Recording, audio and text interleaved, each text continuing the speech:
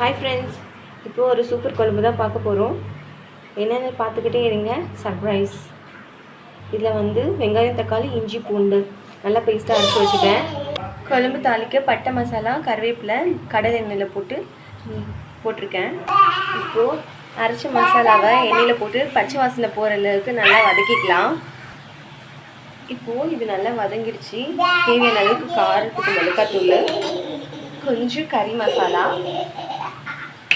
தனியாத்தூள். இது வெஜ்ஜு தான் செய்ய போகிறேன். ஸோ கொஞ்சமாக வந்து பெருங்காயம் போட்டுக்கலாம். இப்போது இது வதங்கிட்டு இருக்கும் போதே குழம்புக்கு தேவையான அளவுக்கு கல்லுப்பு போட்டுக்கலாம்.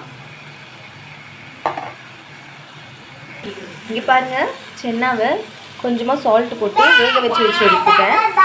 இப்போது இந்த மசாலா நல்லா எண்ணெயில் வதங்கிடுச்சு. இதில் அப்படியே இது சென்னாவை கொட்டிடலாம். கொட்டிட்டு ஒரு 5 நிமிஷம் மசாலாவோட கொதிக்க விட்டுட்டா சூப்பராக ஒரு சென்னா குழம்பு ரெடி. எல்லாருக்கும் பிடிச்ச சென்னாவை வந்து இது மாதிரி ரொம்ப ஈஸியான டைம்லேயே செஞ்சு ட்ரை பண்ணி பாருங்கள். சூப்பராக இருக்கும். சேனலை சப்ஸ்கிரைப் பண்ணுங்கள். தேங்க்ஸ் ஃபார் வாட்சிங். குழம்பு ரெடி ஆகிட்டோன்னே காமிக்கிறேன். சூப்பராக ரெடி ஆகிடுச்சு. இப்போ சாப்பிட்டுடலாம். சூப்பராக இட்லிக்கு இப்போ ரெடி பண்ணிட்டேன். ஆக்சுவலாக எப்பயும் சட்னி சாம்பார்னு ட்ரை பண்ணுறதுக்கு பதிலாக இப்படி ட்ரை பண்ணிங்கன்னா வீட்டில் இருக்கிறவங்க எல்லோரும் விரும்பி சாப்பிடுவாங்க. கண்டிப்பாக இப்படி ஒரு நாள் ட்ரை பண்ணுங்கள். தேங்க்ஸ் ஃபார் வாட்சிங்.